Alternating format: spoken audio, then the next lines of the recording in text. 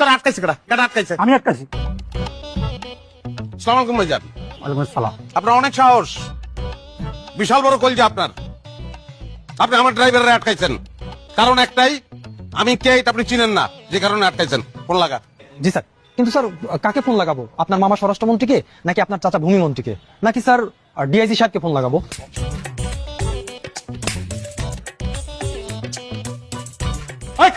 খারাপ অমিতাভ বচ্চন, তুই কোন মনে গা করোড়পতি মারাস তুই আমার লোকে না? অপশন দাস তুই আমারে? Sorry sir. স্বরাষ্ট্র, ফোন লাগা। আমি এটাই ভাবছিলাম। ভাবলে চটকানা খালি গেলিগা।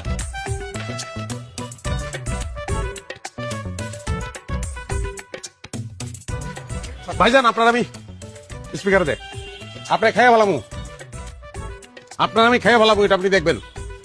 সালাম আলাইকুম মামা। হ্যালো ভাগ্নে, আমি তো সচিবদের সাথে মিটিং করছি।